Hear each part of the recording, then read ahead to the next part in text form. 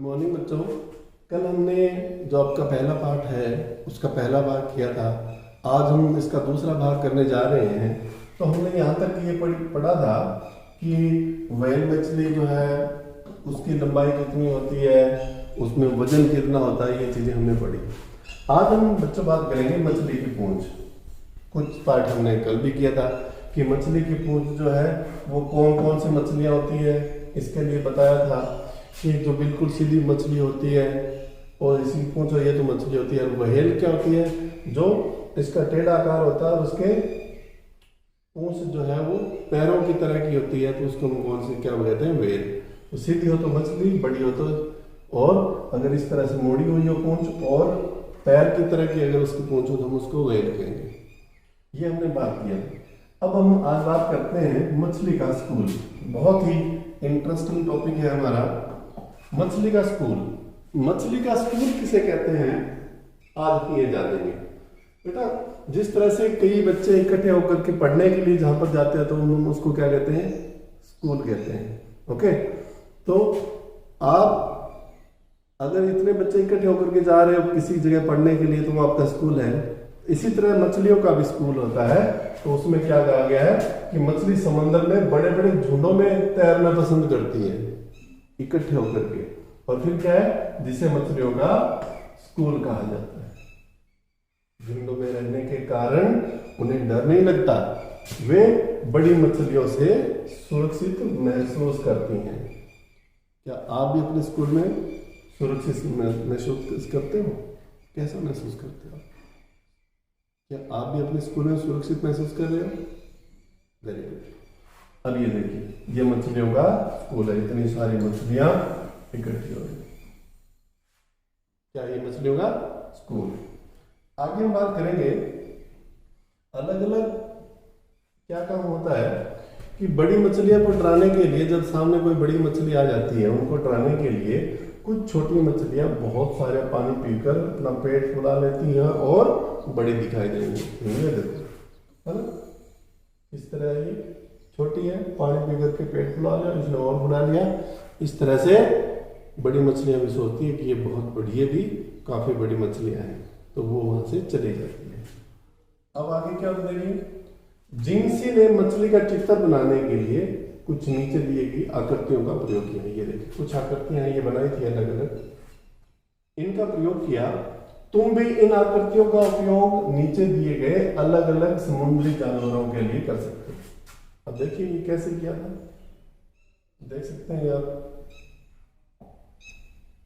जैसे जिंसी का अगर चित्र बनाया तो उसमें भी ये देखो गोल दायरे का प्रयोग किया गया है।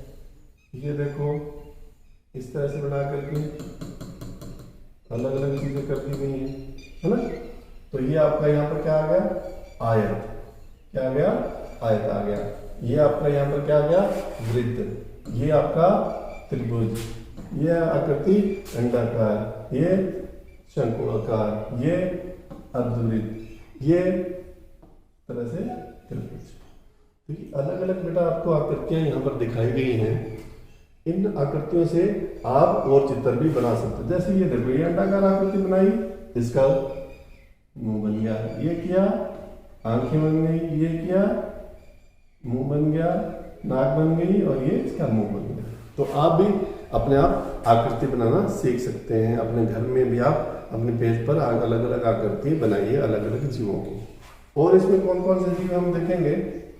ये देखो, ये तो है समुद्री अर्चिन, ये लोबस्टर, ये लाल स्नैपर, ये ईल। आपकी किताब में ये सारी दी गई है। ऑक्टोपस, सीपी, परट मछली, कत्तल मछली, झींगा मछली, स्क्विड, जेली मछली। तो बेटे ये अलग अलग मछलियों के प्रकार है और उनके ये नाम दिए गए। और क्या देखिए, सिल्वर पॉम्फ्रेट, केकड़ा, ये। इनमें से कौन कौन से समुद्र जीव जो है वो आपने पहले आज से देखे, उनका आप नाम लिखें कि ये मैं पहले देख चुका हूँ, और ये मैंने आज दूसरी लिस्ट बनाई है जिसमें आपने ये मैंने आज पहली बार देखे। ओके, अब हम करते हैं मछुआरे और उनकी नाव। 3-4 चीजें कि आप में से कितने लोगों ने समंदर देखा है, बताइए शाबाश। कितने बच्चों ने देखा है? Very good. दूसरी बात यह है कि ये कहाँ देखा आपने? कहीं ये तो नहीं है कि आपने फिल्म में देखा हो या सच में देखा है? कितने बच्चों ने सच में देखा है? बहुत बढ़िया।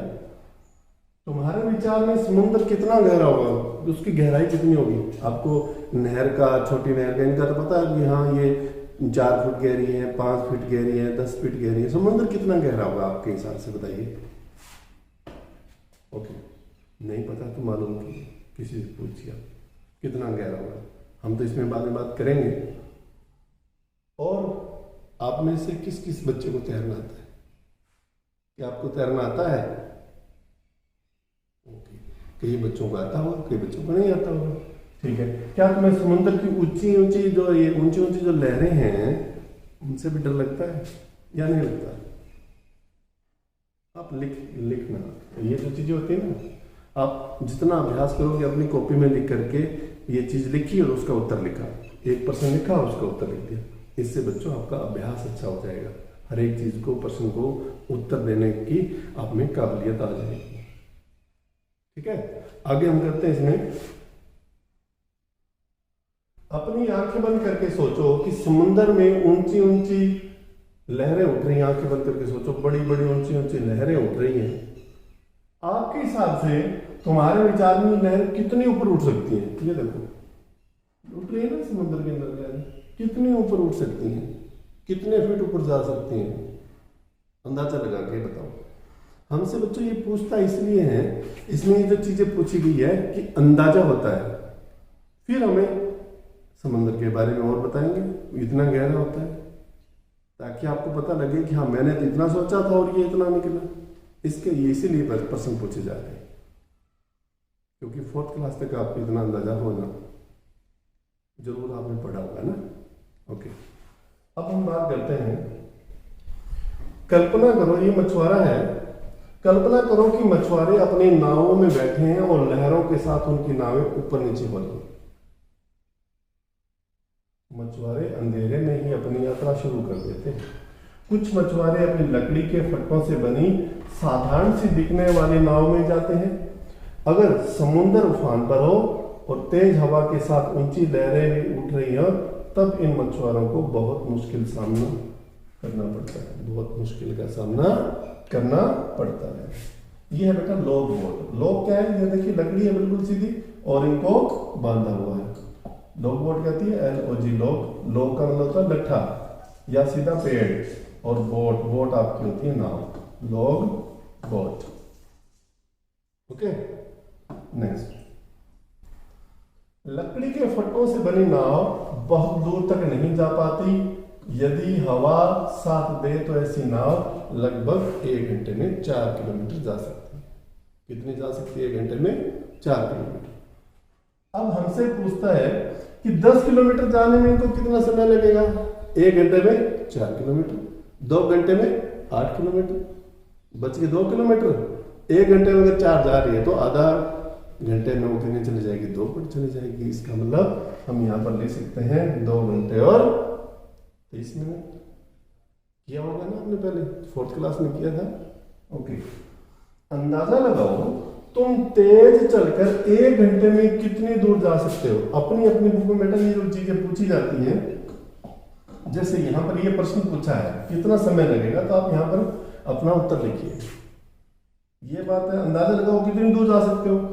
अंदाजा न बताना, 1 kilometre, 2 kilometre, 3 kilometre, 4 kilometre, 10 kilometre, कितना जा सकते हो ये आप अपनी इच्छा से यहाँ पर अपनी जो आपकी टेक्स्ट बुक है उसमें लिखिए। ओके, नेक्स्ट हम बात करते हैं अभी। मछुआरे हवा को महसूस कर सकते हैं और सूरज को देखकर अपना रास्ता खोज सकते हैं। उनको पता चल जाता है कि सूरज यहाँ पर है तो हमारी कौन सी दिशा में हम जा रहे हैं। हम में से बहुत से तो समुद्र में रास्ता ही भूल जाएंगे, हमें पता नहीं चलेगा कि हम कौन सी दिशा में जा रहे हैं। यहाँ पर केवल पानी ही पानी दिखाई देता है और कुछ नहीं। अब 3-4 बातें हैं, खासकर 2 चीजें हैं वो आपको बात बतानी है कि सूरज की ओर देखो और पता करो कि वह किस दिशा में उगता है। यहां पर लिखेंगे आप अपनी किताब में, कौन सी दिशा में उगता है सूरज, आप बताइए। ओके, अंदाजा है कि सभी बच्चे पूर्व की सोच रहे होंगे ना। जिन बच्चों ने पूर्व का सोचा वो बिल्कुल सही है, ठीक है। तो पूर्व दिशा की ओर सूर्य उगता है। ये 2 बात अपने आप लिखेंगे कि तुम जहां कहीं भी हो देखो कि तुम्हारे पूर्व में कौन सी मजेदार चीजें हैं।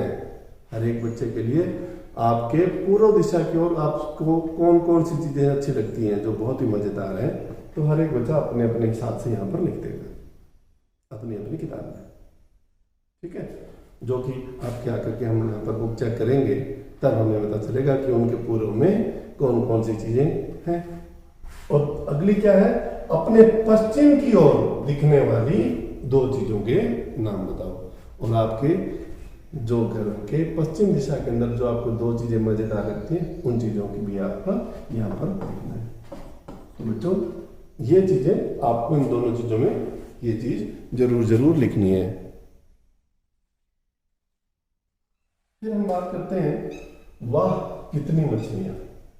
ये देखेंगे क्योंकि जैसे कि हमने बात की कि बेटा हमारे यहाँ पर परमात्मा ने सारी चीजें दी गई है। अच्छा, हमारे यहाँ पर अन्न होता है, यानी गेहूं होती है, चावल होते हैं, हर एक तरह की फसलें होती हैं। और बहुत सा एरिया है जहाँ पर फसलें नहीं होती, जहाँ पर पानी ज़्यादा है, तो वो लोग क्या काम करते हैं, पानी में मछलियाँ पकड़ते हैं और उनको खा करके अपना गुजारा करते हैं, ठीक है। तो ये देखिए कितनी मछलियाँ हैं। समुद्र के अंदर मछुआरे उस जगह को ढूंढते हैं जहां उन्हें ज्यादा मछलियां मिल सके।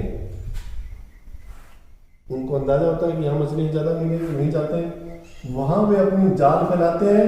उन्हें मछलियों को जाल में आने के लिए कई घंटों तक इंतजार करना पड़ता है। जाल में उनको फंसा करके लेके आते हैं। अलग अलग तरह की नावों को देखो, नाव दिख रही है यहाँ पर अलग अलग तरह की। ओके, अब यहाँ पर फिर हम देखेंगे, ये देखिए नाव है। कुछ नावों में मोटर लगी होती है, वे समुद्र में बहुत दूर तक चली जाती हैं। समुद्र में दूर जाने से ज्यादा मछलियां मिल जाती हैं। मोटर लगी नावें लगभग 20 किलोमीटर, कितनी 20 किलोमीटर प्रति घंटे तक की चाल से चलती हैं। ये देखो कईयों में नाव में मोटर लगी होती है। चप्पू वाली बोट, ये तो चप्पू से चलती हैं, इसके अंदर बैठ करके हाथों से इस नाव को चलाते हैं। मोटर बोट 3.5 घंटे में कितनी दूर तक जा पाएंगी? क्या है, 1 घंटे में अगर 20 किलोमीटर जा सकती है तो 3.5 घंटे में बताइए कितनी दूर तक जा सकती हैं? 1 घंटे 20 किलोमीटर, 2 घंटे में 40 किलोमीटर, 3 घंटे में कितनी दूर चली जाएगी? 60 किलोमीटर, और आधा घंटे और में चले जाएगी 10 किलोमीटर। 60 और 10 70 किलोमीटर। तो आप यहाँ पर लिख देंगे अपना अपना उत्तर ना। यहाँ पर वो कितने दूर जा पाएंगी? 70 किलोमीटर। कितने दूर जा पाएंगी? 70 किलोमीटर, है ना। 85 किलोमीटर जाने में उन्हें कितना समय लगेगा? ये आप खुद बताएंगे। अपनी बुक में लिखेंगे कि 85 किलोमीटर जाने में उनको कितना समय लगेगा, वो आप यहाँ पर अपनी बुक में लिख देंगे और अपने कॉपी में भी लिखने का अभ्यास करेंगे ताकि आप लिखने का अभ्यास भी आपका चलता रहे। ओके, ये देखो नाव दी गई है ना, अलग अलग नाव दी गई है। ये भी नाव है, ये आपकी ये नाव है क्या? बड़ी मशीनी नाव या ट्रॉलर इसको बोलते हैं, बड़ी नाव है ये, ठीक है। ये देखिए मछलियां दिखाई गई हैं यहाँ पर, ठीक है। अब यहाँ पर क्या है, लेकिन अब मछुआरे बहुत चिंतित है। ये बेचारे मछुआरे जिनके पास मोटर वाली, जिनके पास, ये देखो चिंता कर रहा है ना, क्योंकि इनके पास मोटर वाली नाव नहीं है। क्योंकि मछली व्यापार में कुछ बड़ी बड़ी मशीनें लगी हुई है, नावें आ गई है। वे समुद्र में बहुत दूर जाकर गहरे पानी में बड़े बड़े जाल डालते हैं, जाल डाल देते हैं। इस प्रकार वे बहुत सारी मछलियां पकड़ लेते हैं और समुद्र के किनारे पर बहुत कम मछलियां रह जाती हैं। ये नावें ज्यादा दिनों तक समुद्र में रह पाती हैं। ये बड़ी बड़ी मशीनी नावें उन छोटी छोटी मछलियों को भी पकड़ लेती हैं जिन्हें अभी बड़ा होना है। मछुआरे को हमेशा मछलियों के बच्चों को जाल से बाहर निकालकर समुद्र में जाने देते हैं। वे जाल को इस तरह तैयार करते हैं कि केवल बड़ी बड़ी मछलियां ही पकड़ी जाए, यानी उनका आकार बड़ा रखते हैं, बड़ी बड़ी मछलियों को ही वे पकड़ते हैं। ठीक है।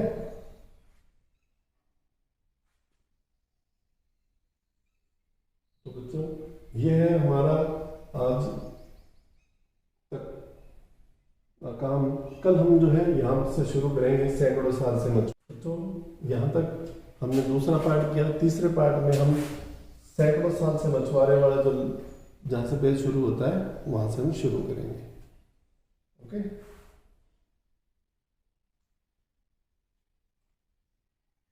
एक बार हम इस बात को आगे क्या दिया, सैकड़ों साल से मछुआरे समुद्र और इसमें पलने वाली मछलियों की देखभाल करते आ रहे हैं। वे समुद्र से बहुत थोड़ी मछलियां ही खाने और बेचने के लिए निकालते हैं। उनका कहना है कि अगर मशीनी नावों द्वारा रोज हजारों किलोग्राम मछलियां समुद्र से निकाली जाएंगी तो वह दिन दूर नहीं जब एक भी मछली समुद्र में नहीं बचेंगी। नदियों और समुद्र में मछलियों पर बढ़ते हुए खतरे पर रिपोर्ट लिखो। आपके हिसाब से आप कुछ जानते हैं तो वो रिपोर्ट आप अपनी कॉपी में लिखिए कि मछलियों का क्या महत्व है और वो हमारे किस प्रकार सहायता करती हैं। ठीक है। तो बच्चों, ये है आज का काम और कल हम जो है यहाँ से शुरू करेंगे किस नाव में कितना आता है, ये हम कल करेंगे।